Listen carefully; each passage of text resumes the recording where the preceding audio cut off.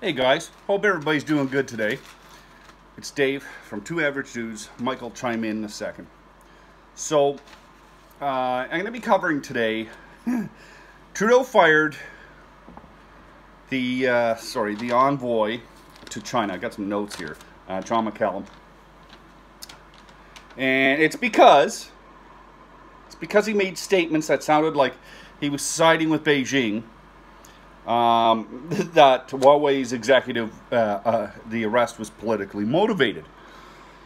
So Trudeau had to fire him because the Conservatives were coming after Trudeau on Monday, and they were already calling for his, like McCallum's, resignation.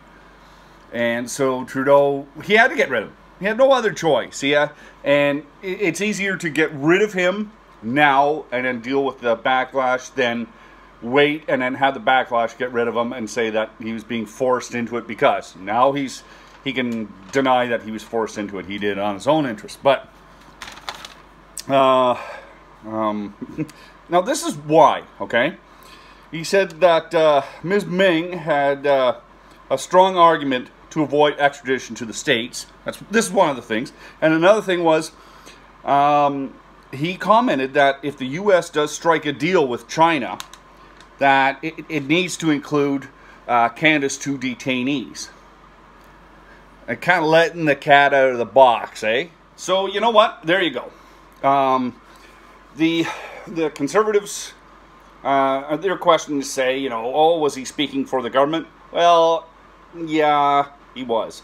And, like, it may be a point that maybe he wasn't authorized, but you know what? He works for the government. He is speaking for the government. Just the same as when you go into a business, the person that you're dealing with is speaking for the business in some capacity, right? They're representing the business. He's representing the government. So Trudeau had no other options. He had blown every chance. And I guess this was a part of the strategic plan, is to get Donald Trump to negotiate to get those 2 released. And now it's out in the open because McCallum accidentally blabbed it. So, which is kind of funny because Trudeau can't do it on his own. And everybody in the UN, everybody in NATO, everybody everywhere should see that Trudeau is not a world-class leader. He's a little boy, a rich little boy. And he has his little tantrums, and he wants it my way. It's my way, my way, my way. And that's the problem. That's the problem. He has gotten away with my way, or I'll cry, I'll pull a little tantrum, and that's how he's grown up. And now that he's leading Canada, it's my way. He doesn't care about anybody else. It's my way. It's what I want. That's all that counts. So Trudeau, you got shown that you're an inferior leader, and you look foolish in front of the world. And you needed Donald Trump to bail you out. Mike, what do you think? Dave, that was bound to happen with McCallum. And it's about time Trudeau actually did what he was supposed to do as a leader. McCallum did speak out of terms and needed to be terminated. Trudeau earlier in the week said he was wasn't going to do it. And it was great to see that Trudeau actually came through and terminated him. Even though it was because he was going to get a backlash in the House tomorrow, he did it so he could say that he did it. He feels bad. It's been reported that he feels bad and didn't want to do it. So, but it's glad that he did. Now, the problem we have is, McCallum was speaking the truth. Okay, he was speaking about what the government has been discussing, which is Ming has a chance to fight extradition, or if Donald Trump did do anything with China and decided not to extradite Ming, that our 2 detainees should be released.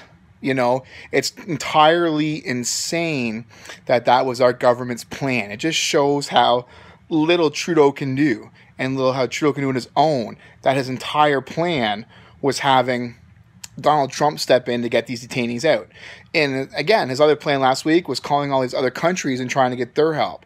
He couldn't do it on his own and was using all these other people. It's utterly insane. He is just a terrible leader. And again, the only reason he fired McCallum is because the Conservatives were going to give it to him tomorrow in the House of Commons. He didn't want to. He thought McCallum should still be there. It should still be this, but had no choice. He was politically forced to get rid of him. Okay, so what shows once again, we're going downhill with this guy, and we got to stop the bleeding while we can. Let us know what you guys think below. Post your comments below, and we'll catch you next time, guys.